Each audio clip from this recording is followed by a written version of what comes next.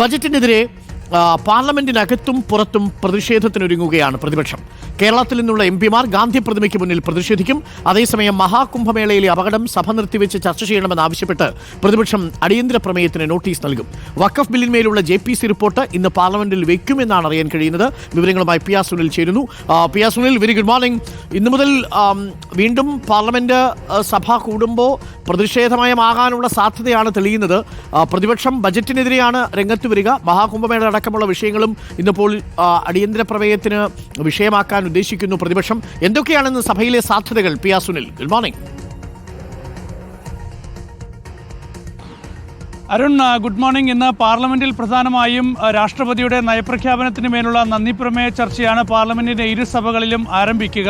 ഏതായാലും പ്രതിപക്ഷം ഇന്ന് വളരെ ശക്തമായ ഒരു പ്രതിഷേധം ഉയർത്താൻ തന്നെയാണ് തീരുമാനിച്ചിരിക്കുന്നത്. പ്രത്യേകിച്ച് അരുൺ ചൂണ്ടിക്കാണിച്ചതുപോലെ തന്നെ കുംഭമേള അപകടം പ്രതിപക്ഷം ഉന്നയിക്കാൻ തീരുമാനിച്ചിട്ടുണ്ട്. ഇത് കൂടാതെ തന്നെ ബജറ്റിൽ പ്രതിപക്ഷ സംസ്ഥാനങ്ങളെ അപമാനിച്ചു എന്ന് കാണിച്ച് വലിയ പ്രതിഷേധം ഉയർത്താനും പ്രതിപക്ഷ അംഗങ്ങൾ തീരുമാനിച്ചിട്ടുണ്ട്. ഇന്ന് സഭാ നടപടികൾ ആരംഭിക്കുന്നതിന് മുൻപ് പാർലമെന്റ് കവാടത്തിൽ പ്രതിപക്ഷം ഒറ്റക്കെട്ടായി ഈ വിഷയത്തിൽ പ്രതിഷേധിക്കും. അതിനുശേഷം ഇരുസഭകളിലും ഈ വിഷയം ഉന്നയിക്കാനുള്ള തീരുമാനവും പ്രതിപക്ഷ അംഗങ്ങൾ എടുത്തിട്ടുണ്ട്. അതുകൊണ്ട് ഇന്ന് പാർലമെന്റ് നടപടികൾ പ്രക്ഷുബ്ധമാകാൻ തന്നെയാണ് സാധ്യത. ഒരുപക്ഷെ സഭ ഇന്ന് മുന്നോട്ട് കൊണ്ടുപോകാൻ കഴിയാത്തൊരു സാഹചര്യം സർക്കാരിനുണ്ടാകും. സഭാ നടപടികൾ ഇന്നത്തേക്ക് തടസ്സപ്പെടാനുള്ള സാധ്യതയും ഉണ്ടായാലും ഏതായാലും വലിയ പ്രതിഷേധം ഉയർത്തി മുന്നോട്ട് പോകാൻ തന്നെയാണ് ഇപ്പോൾ പ്രതിപക്ഷ അംഗങ്ങൾ തീരുമാനിച്ചിരിക്കുന്നത്. ഒറ്റക്കെട്ടായി ബജറ്റിൽ പ്രതിപക്ഷ സംസ്ഥാനങ്ങളെ അവഗണിച്ചു എന്ന വിഷയത്തിൽ ശക്തമായ പ്രതിഷേധം ഉയർത്താൻ പ്രതിപക്ഷം ഇപ്പോൾ തീരുമാനിക്കുകയും ചെയ്തിട്ടുണ്ട്. അല്പസമയത്തിനകം ഇന്ത്യ ബ്ലോക്കിന്റെ യോഗം ഇവിടെ പാർലമെന്റിൽ ചേരുന്നുണ്ട്.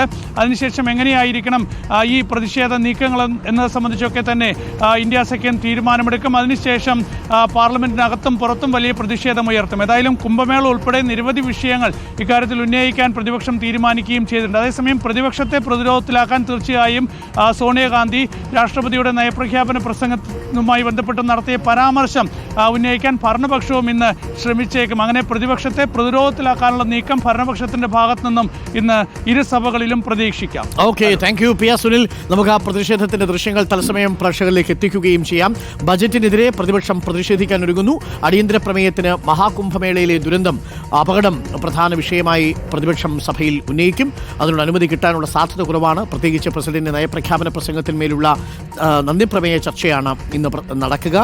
പാർലമെന്റിൽ ഇന്ന് പ്രതിഷേധം ശക്തമാകാനാണ് സാധ്യതയെന്ന് പി ആർ സുനിൽ റിപ്പോർട്ട് ചെയ്യുന്നു.